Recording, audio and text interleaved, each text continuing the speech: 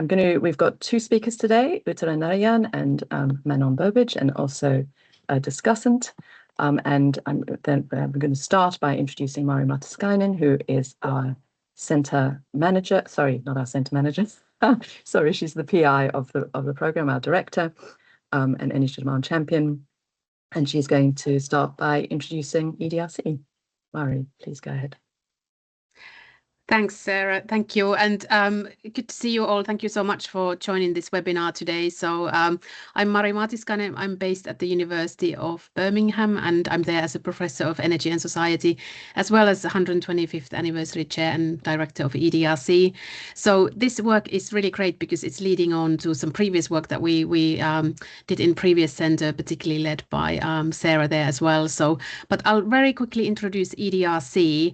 So we are UKRI's main investment in energy demand research in the UK. So we have a 5-year grant, and we have grown now to close to 100 researchers across multiple different universities. So very exciting center in terms of, you know, the number of people we have and the kind of research we do. So all of our projects are focusing on energy demand and considering energy demand across society, and specifically in different sectors of transport, energy, buildings, as well as industry. And we also have a flexible fund, which is at the moment on pause because we are going through our kind of mid-term center review, but we will reopen that again in the autumn. And we have 5 main research themes. So we are looking at energy demand across place. We are considering flexibility of demand, what kind of governance measures or tools or mechanisms you might need for energy demand policy, as well as what does a future energy demand look like. And then last but not least, we also want to make sure that when we consider particularly demand reduction, that we do it in a fair and equitable way. So please have a look at the slides and go and have a look at our website. And, you know, there's a lot of amazing research that we are doing. But today is really more about this particular project. So I'll hand over now to the presenters, and we really look forward to having your questions later on as well. So thank you.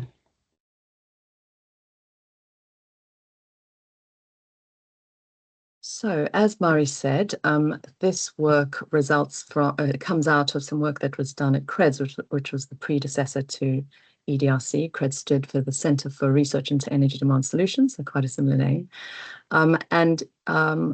People will remember that Black Lives Matter happened, and we wanted to do something about that was meaningful. And so we decided to invest in some research to understand the intersections between racial justice and energy demand research, based on some work that we did with the Runnymede Trust. As a result of that, we hired a researcher, Uttara Narayan, who is here today, I'm delighted to say. And she participated in 2 conferences and has written a paper which was finally published after a lot of effort this year. She and I also wrote a successful proposal for a piece of work which was funded by another centre called Access, which was called Research on Energy through Participatory Insights from Community Representatives, or REPAIR short. And it has also led to a guide to racially just research, which can be linked to on the CREDS website while that still exists. Uttara has since started her PhD at the University of Manchester and the University of Melbourne, and she will be starting us off today. Her current research is attempting to understand residential decarbonisation inequalities amidst tenure insecurity in England. She was previously, as I said, at the Environmental Change Institute at the University of Oxford and the World Resources Institute. And today she'll be presenting the work she conducted while she was at Oxford. Please go ahead when you are ready. Thanks, Sarah. Let me just set up slides. Is everyone able to see my slides? Yes, they're not in full. There you go. Perfect. Yeah. Great. So thanks for that, Sarah, and good afternoon, everyone. I'm Uttara, and I'll be sharing a gist of the motivations and findings from our recently published paper that Sarah also mentioned about, which shares the title with this presentation. And hopefully that piques your interest to read our paper and also think more actively about racialization in your energy research journey. So writing this paper, again, as Sarah also mentioned, was motivated by our recognition that there was insufficient research on the relationship between racialization and energy demand in the context of the UK. So what was this paper about? It set out to answer two broad sets of questions, and the paper sort of structures its findings also around these questions. You can access the paper by scanning this QR code that you see on the top right corner of your screen, by the way.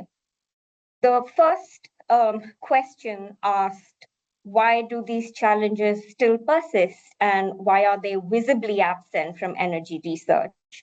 And the second set of questions were more action-oriented, and they were concerned with understanding what could be done to address this gap in research. Specifically, it focused on identifying energy services where more evidence could be built of what the relationship was between racialization and energy use. The second was around recognizing the racialization of processes of managing energy use and how anti-racist research could be practiced and sustained in energy research. We envisage the emergence of a research agenda that is reflexive and participatory, one that upholds spaces for diverse and underrepresented perspectives and experiences on how we can further anti-racist principles in energy research. So in answering these questions, we also hope that this paper is a call to action on how we can conduct this research and imbue it with anti-racist praxis, while also actively recognizing that this is not a linear teleological project, but one that requires constant reflection with the material realities of society at any given point in time. And again, I guess Manon's presentation will also speak to how this is coming out, in its peculiarities in the current times we're living in. Secondly, it introduces a robust engagement with scholarship on critical race theory, which, to a large extent has been sort of, focused more on its sort of North American tradition. And then specifically within that tradition, we look at the racialized social system approach, which emphasizes the systemic nature of processes of racialization and the role of the energy system within that. And most importantly, it also helps us to understand that racialization is a dynamic process and not static or essentialized as terms like BAME or ethnic minority might risk being understood as. Now, given this background, the question is the UK's energy system racialized? Now, in order to answer this, we need to engage with how racialization is conceptualized. Now, by racialization, I mean predominantly structural and institutional mechanisms that ascribe racial meaning to people's identities, positions, and values, thereby materially disadvantaging their well-being. This conceptualization draws from the tradition of the racialized social systems approach that was developed by Eduardo Bonilla Silva and expanded to the British context by Ali Mehigji's scholarship. Now, if we look at this at the societal level, not particular to the energy system, we find with varying degrees of evidence, but evidence nevertheless, that certain aspects of society are racialized. Of course, the forms they take and how they manifest may vary across space and time, but we do know that different people have different experiences and outcomes with respect to the factors that we've listed out here. So in a sense, we have the same system that is being experienced differently by different people. So there's the system and then the experiences that get, that are experienced differently. Now, these factors also possess a recognizable relationship to energy demand. They demonstrate how various social experiences and relationships can be racialized. Now, could the energy system also demonstrate similar differences? And here are some possible inquiries we raise in the paper based on how the current energy system is set up. So the first is, who is assumed to be a typical energy user or early adopter of technologies that will help us to decarbonize? What does that mean for those who might not fit that assumption in terms of, being able to access the services and technologies to assist in low carbon practices? Do we understand the diverse and complex energy needs and practices of racially disadvantaged people? How responsive or inelastic could these practices be to what is considered, commonly as low carbon lifestyles? And finally, whose needs, participation, and decisions are reflected in the energy system? And how does that affect the way we define problems and design solutions? Now, I raise these questions as current research on these topics is limited in scope, context, and methods. Our exercise in the paper involved a literature review and was complemented by semi-structured interviews with stakeholders who represented sort of different roles in the energy landscape, from academics and practitioners to those working on social justice. We then organized a workshop where we presented our emerging findings and identified researchers' priorities within this emerging research agenda. Now, the need for conducting this research, as both Sarah and I mentioned, emerged from that recognition that there was insufficient research in the UK linking energy demand and racialization.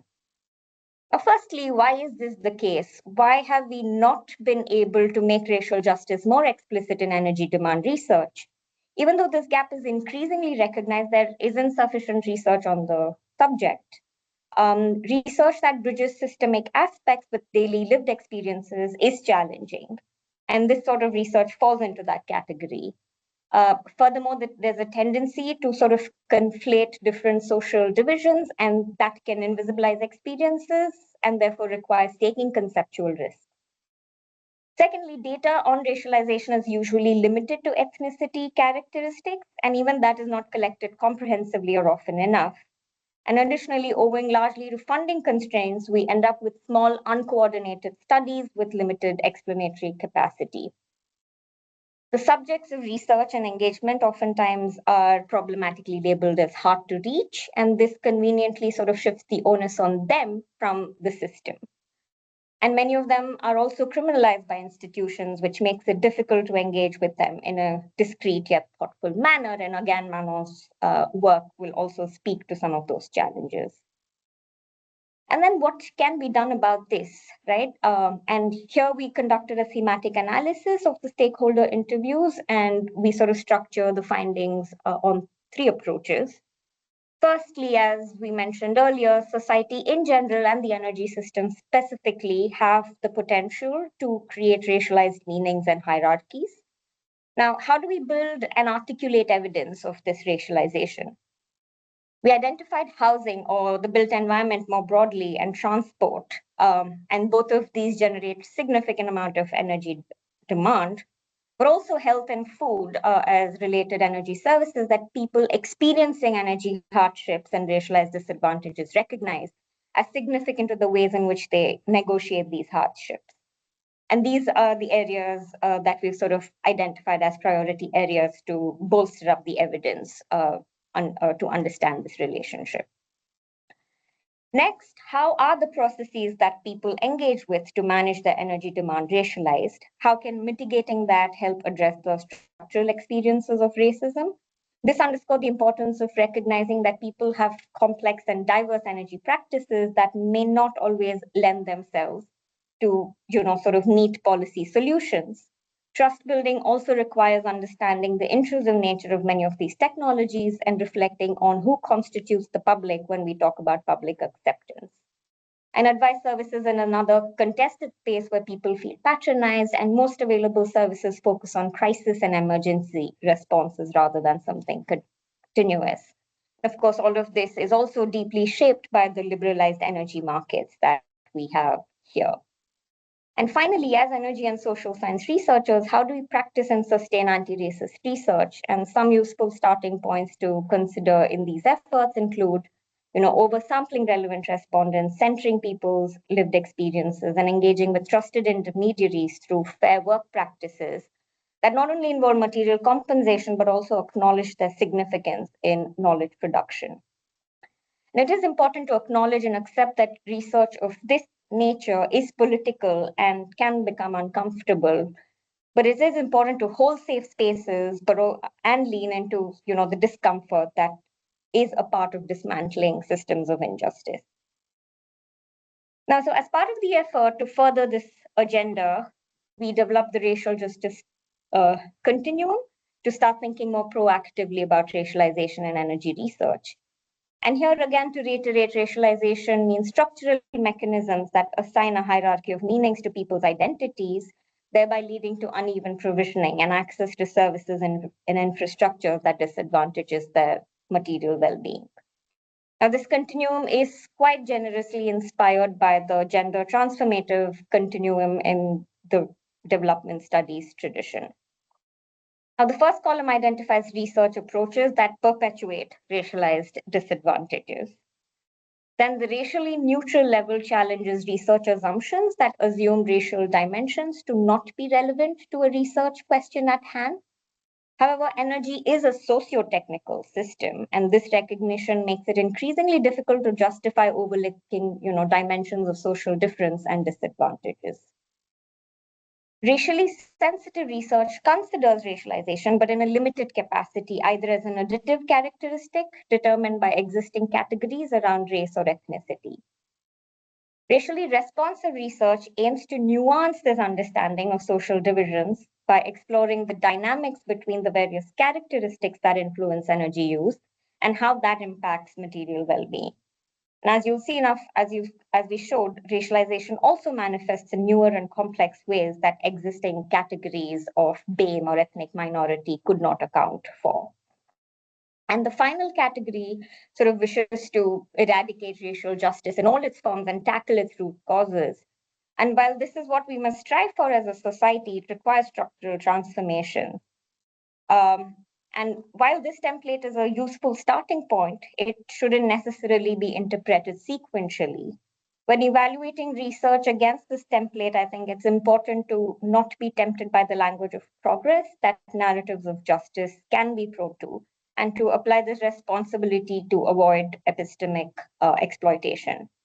So we hope that this framework motivates energy researchers to engage in especially racially responsive research. And we sort of say that that's a useful emphasis and starting point, giving space to a diverse representation of intersecting energy identities in a non-intrusive manner and non-extractive manner. And Project Repair, again, as Sarah mentioned, was a small effort in that direction. And this paper that this presentation refers to spoke to researchers and practitioners who study energy and related social hardships. Project Repair, which followed this, drew on some of the findings from this paper and undertook collaborative research that centered people's lived experiences in the neighborhoods of East Oxford and provided invaluable lessons to us through community-led action research. As you can see, the artwork that you see on this slide, as well as part of the promotional material for this webinar, were outputs from that project. So once again, thank you for your time. And if you'd like to read our paper, you can scan this QR code. It's open access. Now I'll hand this over to Sarah and Manon to share her inspiring work. Thank you.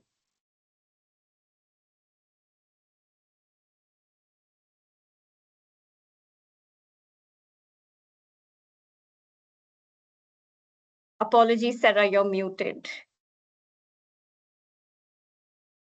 Of course I am. Sorry, everybody.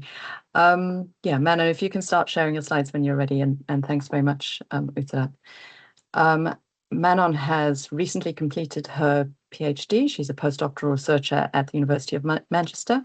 Her PhD looked at the drivers and experiences of energy deprivation and wider social inequalities amongst refugee communities living in England, while her broader research interests cover energy, housing, justice, gender, migration, and climate change.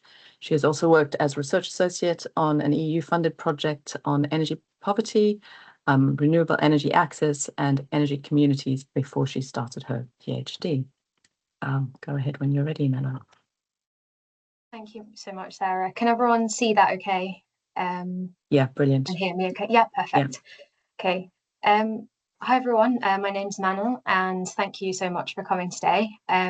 I'm going to be building a little bit on Uttara's presentation by sharing some of the empirical findings of my PhD research and situating the empirical material within the research gaps identified in her paper.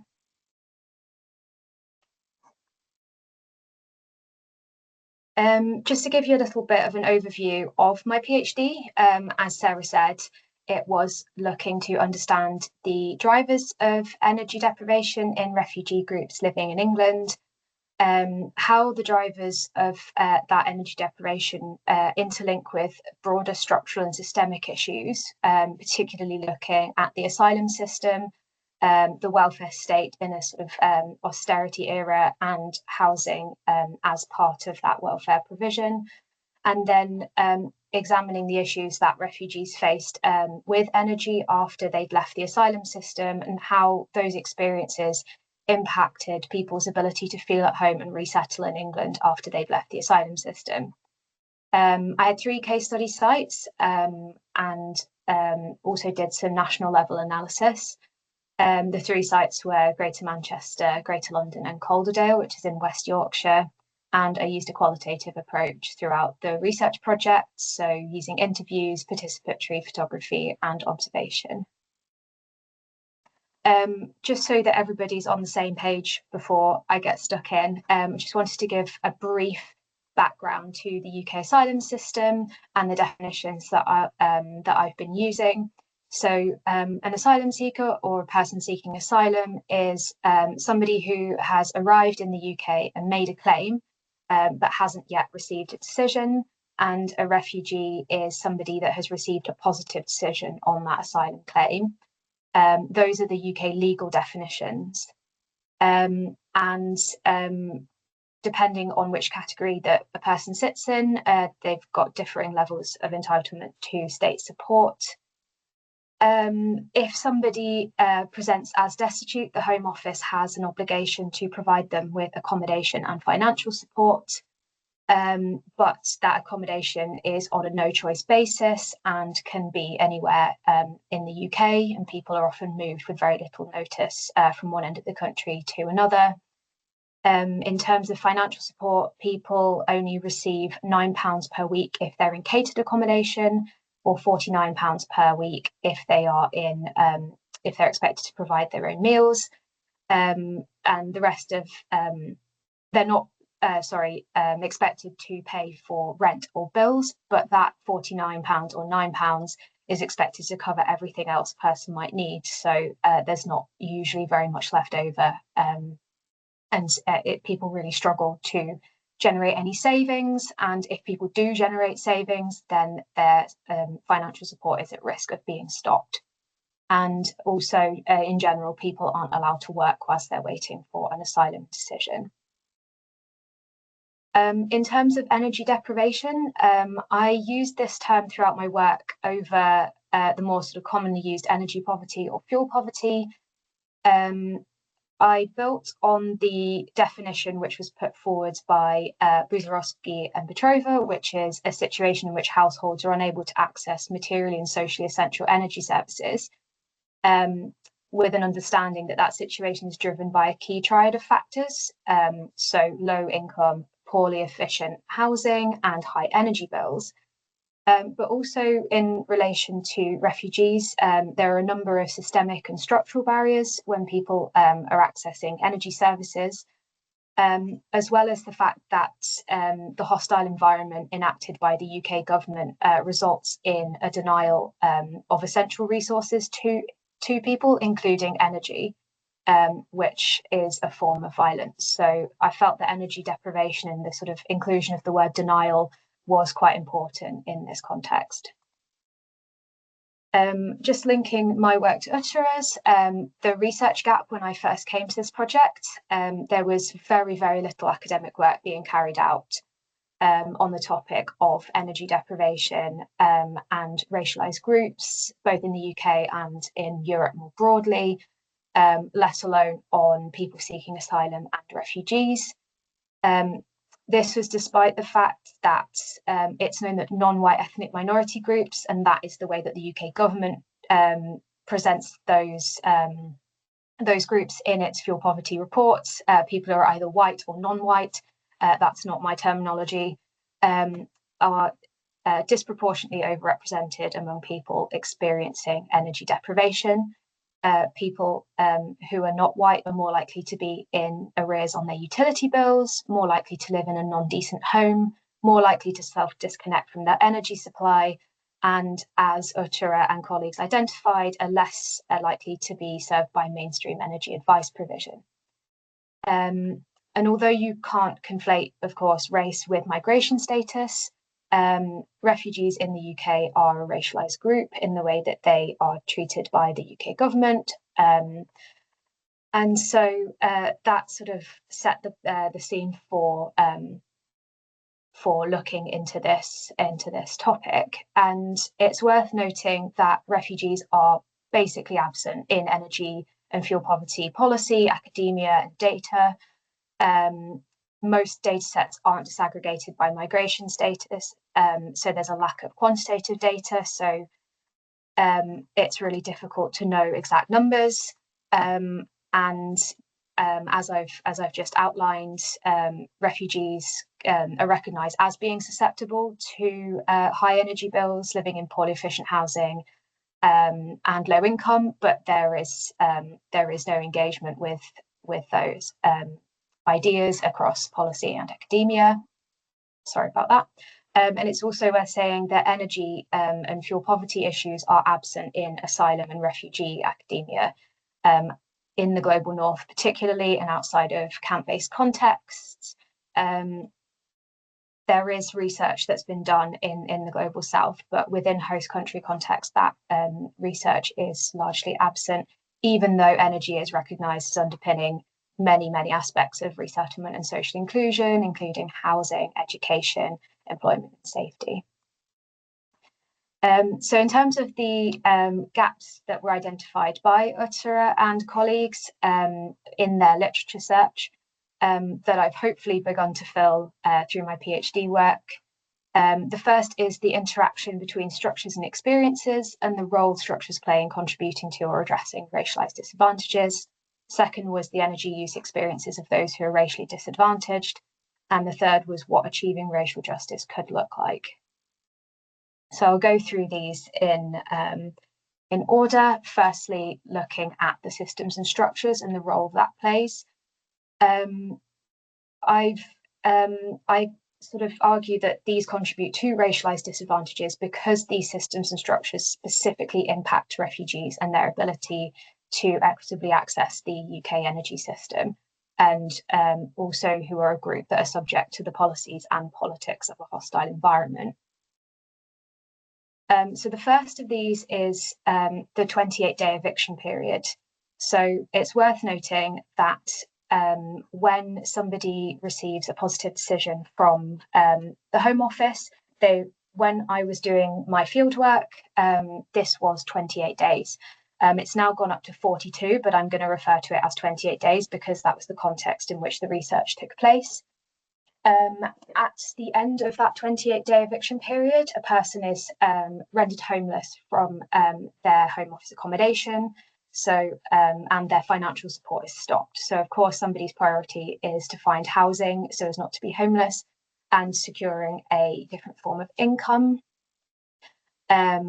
When making a universal credit application, there is an inbuilt 35-day delay to receiving that first universal credit payment.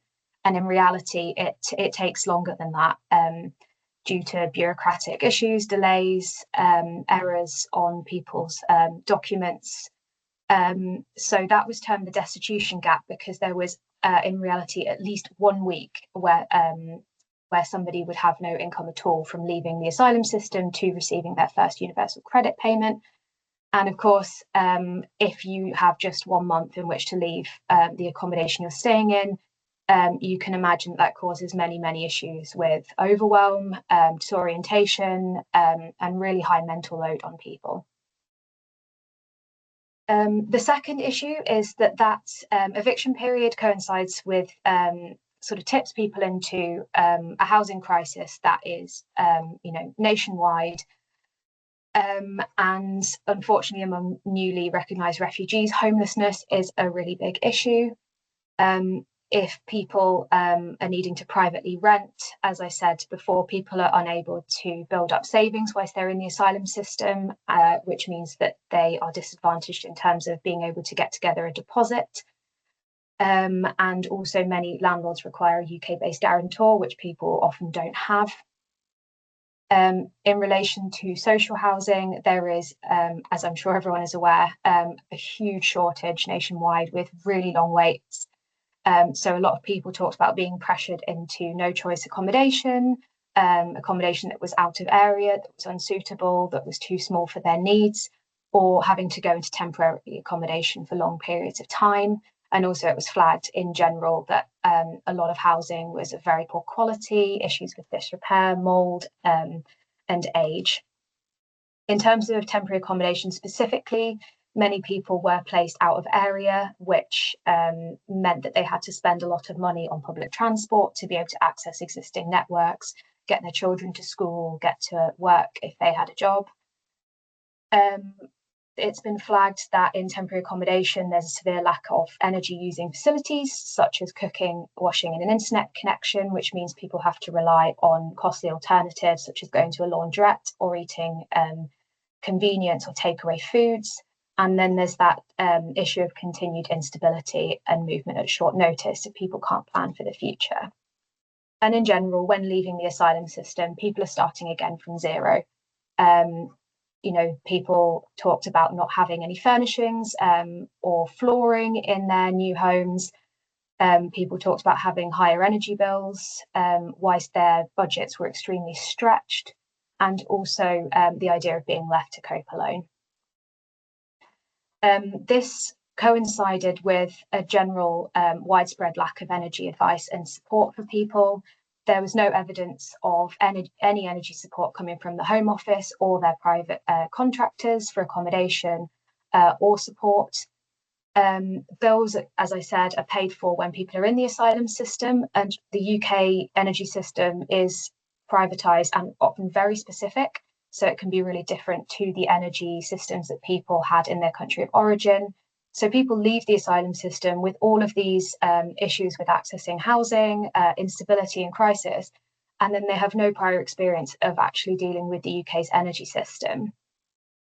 So participants described refugees often starting new tenancies when they weren't what they called tenancy ready. So not knowing what their rights or responsibilities were within that tenancy, that they had to pay an energy bill, how to read a meter, and so on. So people got into difficulties really quickly. And when people did present to the third sector or frontline services with energy issues, these were dealt with as sort of secondary problems or in response to crisis, as Utura mentioned in her presentation, not as a consequence of the instability of the move on period. In terms of the energy use experiences of people who are racially disadvantaged, I'm aware I'm going over time, so I'm going to go through this very quickly.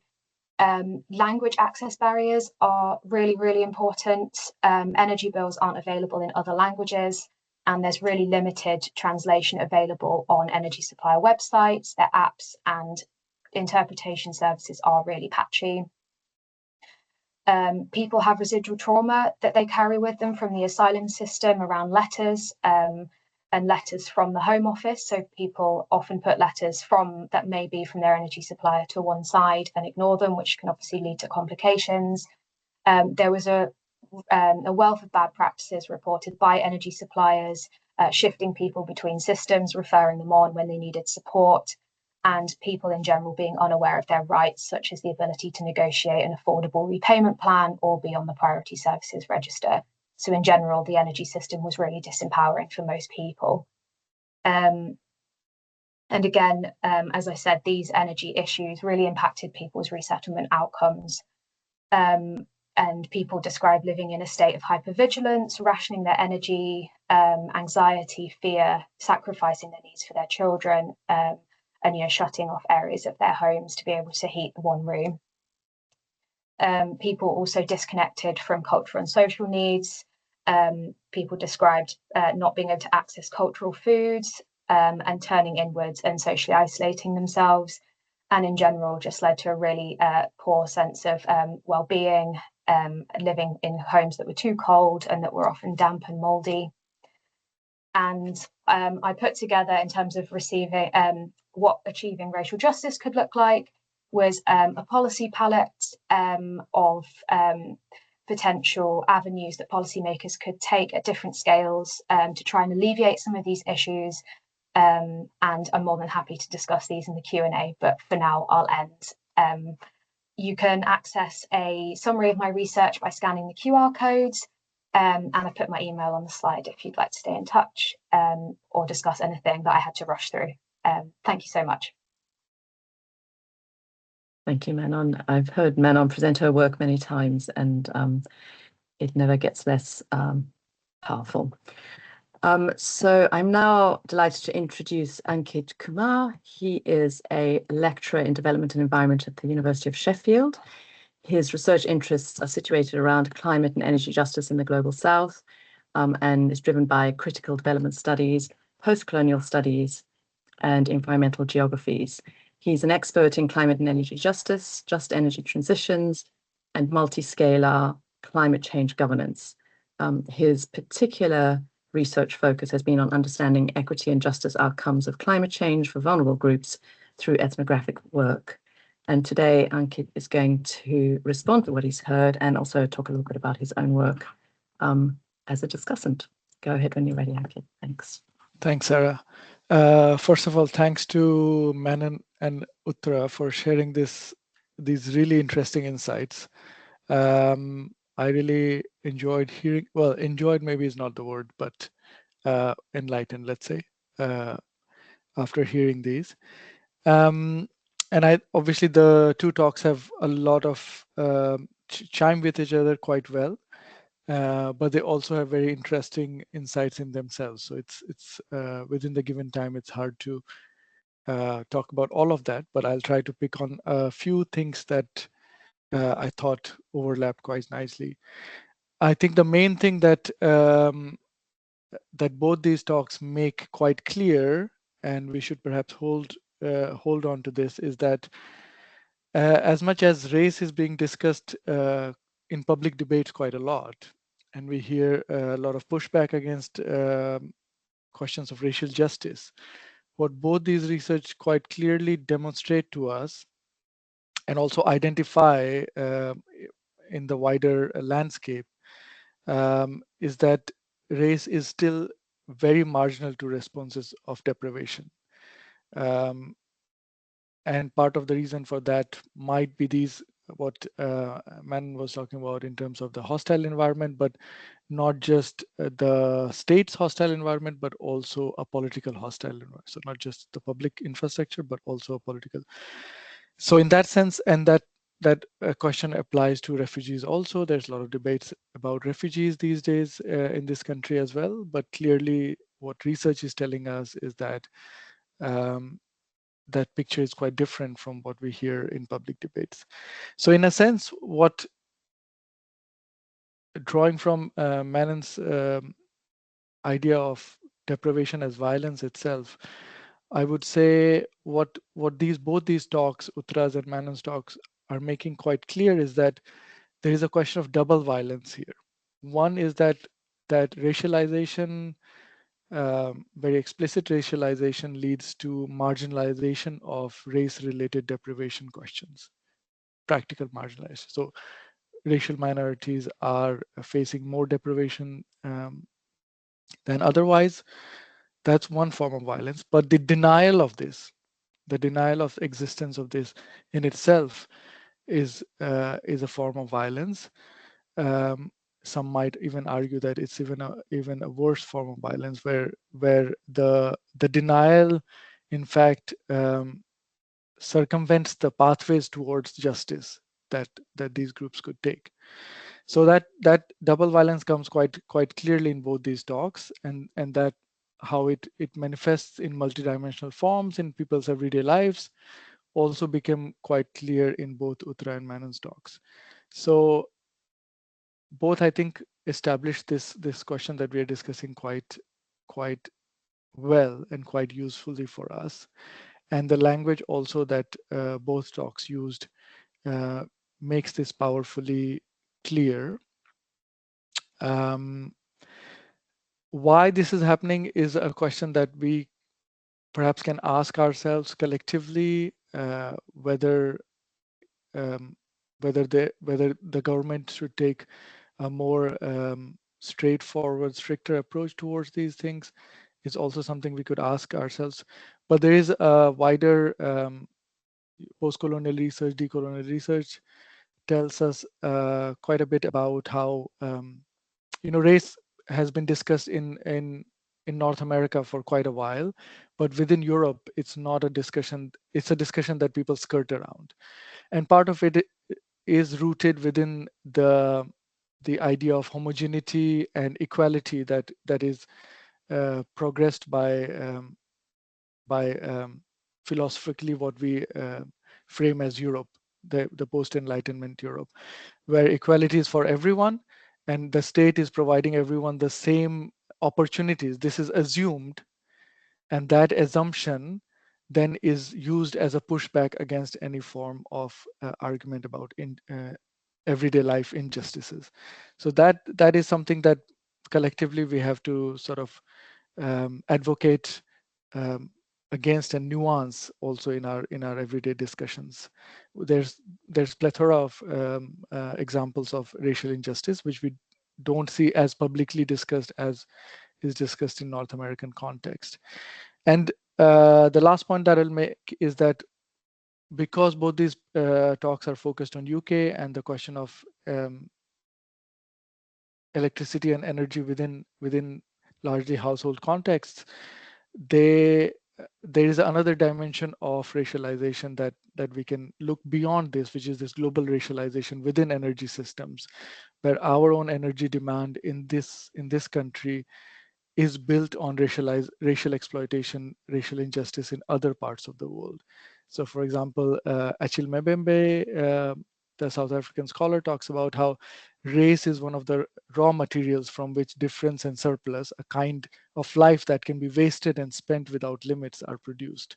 So racialization, racial injustice itself produces a form of life, or imagines a form of life that can be exhausted for other life to survive. This is what Mbembe talks about in his theory of necropolitics. And also a geographer, Catherine Yusuf, has in her work has shown how race itself has been so integral to the history of energy on since the time of colonization until now. So centering these questions is quite important, and to end what I'm saying, I'm thankful to Menon and Uttara also for bringing this so clearly and starkly to us. Thank you. Great, thank you, Ankit. Yes, I guess certainly when we are looking at the decarbonisation agenda, then the need to exploit other countries for rare earth minerals is even more stark. I mean, than it is. Well, certainly was with coal, but even with oil. So yeah, these are important problems to think about. Uttara and Manon, if you could put your cameras back on, that'd be great. And then I'll basically. Somebody has asked a question. I do encourage people to ask questions, otherwise I've got to come up with some, which is never going to be as good. But maybe you can talk a little bit about how you're building on the research that you've done. Manon's about to go for 2 years around the world, but she has done some post PhD work already, yeah, so I'll let them talk a little bit about that. And Ankit, if you want to talk about the work that you're doing, particularly if any of you are looking for collaborators or anybody, you want to put ideas out there to invite people to contact you, then please do that. I'll start with you, Manon. Yes, so in terms of follow-on research, as Sarah said, I did some outreach and engagement work after I finished my PhD, and I've been going back into the communities and speaking to the participants who were central to this work, and yeah, it's been really interesting, and the executive summary that I produced came out of that, and I did a workshop with an organisation in West Yorkshire, and we've produced or are in the process, of co-producing a one-pager that they're going to on sort of the issues that their centre members face, and that they can circulate with housing officers and temporary accommodation officers, so that they have an awareness of the sort of structural problems that people are facing, and the kind of not to take energy knowledge for granted when people leave the asylum system, because I think people are so busy in their jobs, frontline services are completely overwhelmed, and I think it's quite easy to think, oh well, everyone knows how to use a meter or how to work their boiler, but that isn't the case. So that's been a really interesting piece of work, and as Sarah said, I'm going to take a career break in 6 weeks. But when I come back, I will definitely be looking at follow-on research in this area, because I think there's so much more to do. Uttara, I'll pass it on to you. Thanks, Manon. Yeah.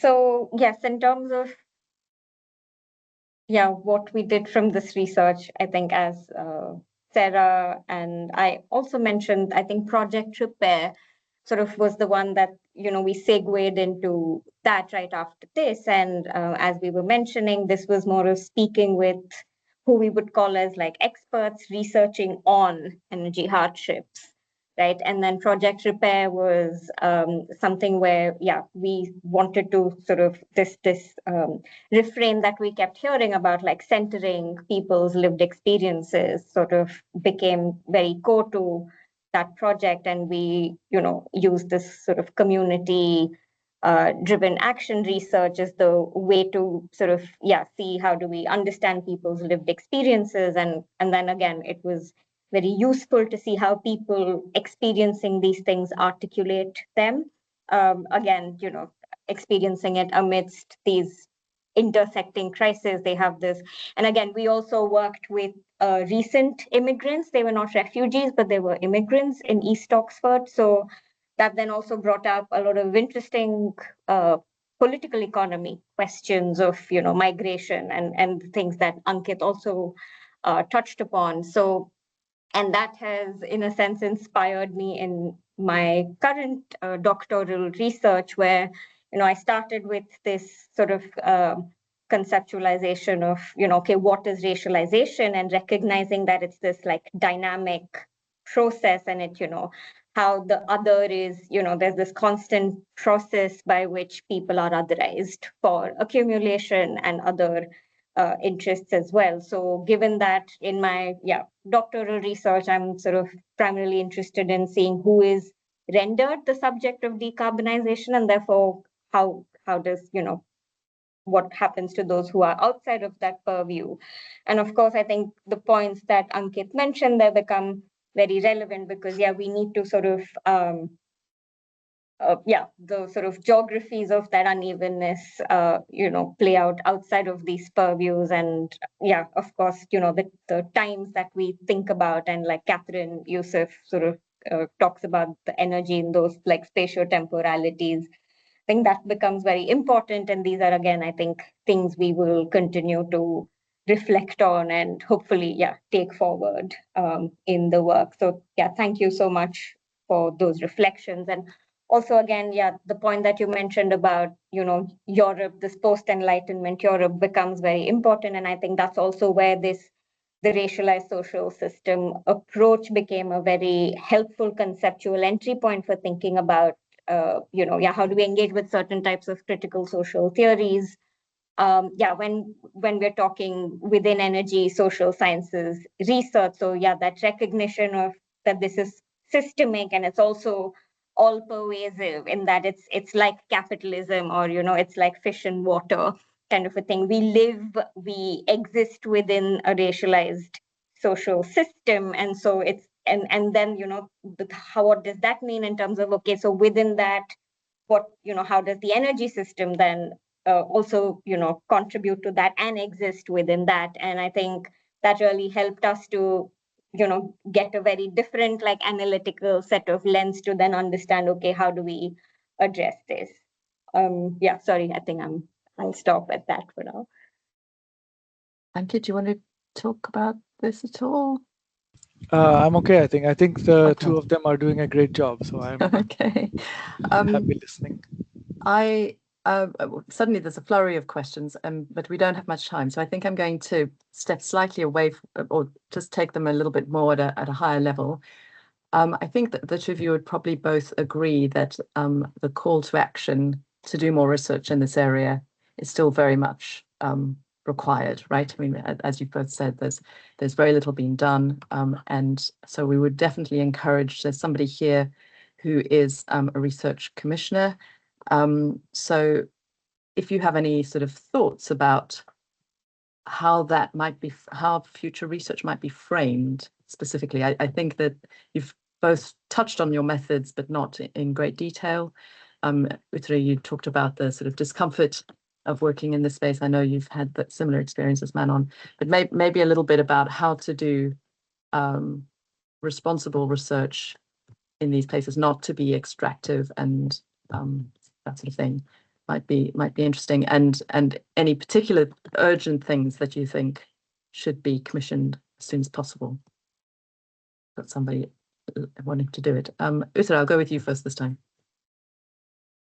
Sure, yeah, I was also just going to send a text on that. So the paper actually exactly lays that out. So we have, I mean, without sort of being very prescriptive, right? Because this is also, it's a dialogue and it depends on, the specific context, but we do organize the things of, okay, what do we focus on in terms of, okay, what are the energy services that we need to look at? So again, those that already are high energy demand driven services, but also those that people sort of consider as important. So energy for food, the impacts around health. So one is more sort of, to put it simply, a sectoral perspective of what are the sectors we need to focus on.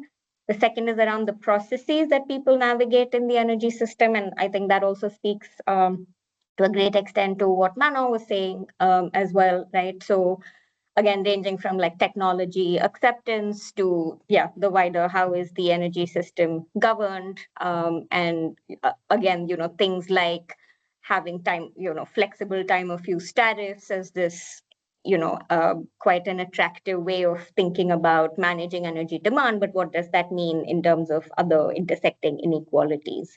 So thinking about people's practice and stuff. So the second was about, the how within, so the first was, what, the second was a how, like the processes within the energy system.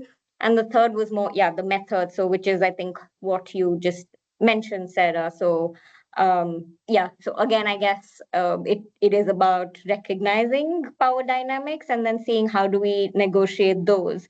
And in most instances, because of our institutional affiliation as well, we probably end up having more power in that. So being able to sort of recognize and negotiate how to manage that, and then what does that mean in terms of not perpetuating epistemic injustices as well, right? Like how do you think about contributions, whose knowledges are valued? I'll stop. Thank you. Actually, Manon, I'm going to change the question for you because we've got no time left. Quite a few people have asked about energy advice, and both of you mentioned that. And in fact, I'm going to be contacting you to ask you to contribute to a case study on that. What would you like to say about energy advice for these groups that you were working with? That's quite a general question, but you can make it as specific as you want. I mean, people are talking about language as an obvious thing, the cost of interpretation and so on, but I think you have some recommendations in this area as well.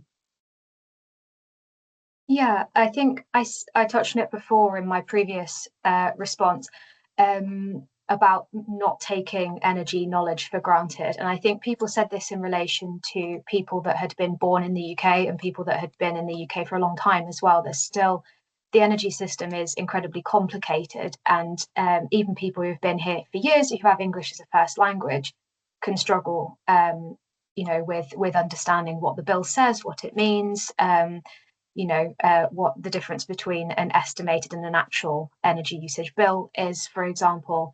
And so I think in general, when giving energy advice, it's, start from the basics and kind of work your way up and gauge what people know rather than assuming anything. And something that was also recommended to me was interpretation and translation sometimes don't go far enough.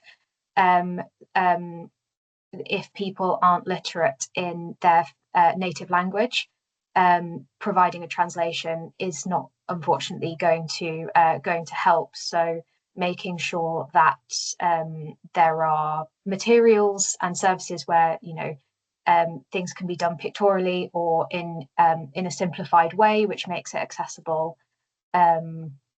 would also be useful. I think there's also been quite a lot of work done about how, especially since COVID, a lot of energy advice has gone online and onto telephone services, and also because it's cheaper to provide energy advice that way. But the most effective way of delivering energy support is face-to-face home visits, where people can really show, the issues that they're facing. If they've got mold, that people can see it and interact with it, and people feel more comfortable rather than disclosing really sensitive personal information over the phone. So yeah, I think there's quite a lot that needs to be done, and unfortunately I think quite a lot more funding needs to be directed into that area as well, which I think is the way for a lot of things, is more money. Yes, indeed, which there never seems to be any of. Just for the people who've engaged in the chat in the last few minutes, I'm sorry, I'm not very good at engaging with the chat and also concentrating on talks. But what we'll do is we'll harvest the chat and send it to Manon and Uthra if they've got anything that they'd like to say in response. I guess we will add that somehow to the slides, or we'll send their responses in the email that we circulate with the slides. I guess that'll be the easiest way to do it. And like I said, we will be circulating the slides.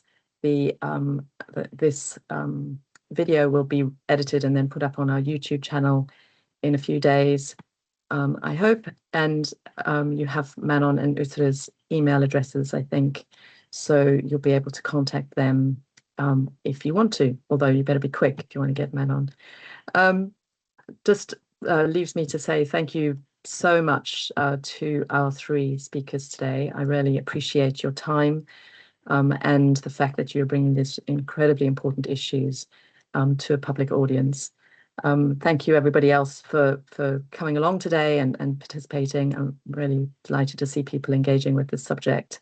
And please do, consider doing research or funding research or whatever in this area, because as you've heard, it is absolutely needed. Thank you very much, everybody. Bye for now.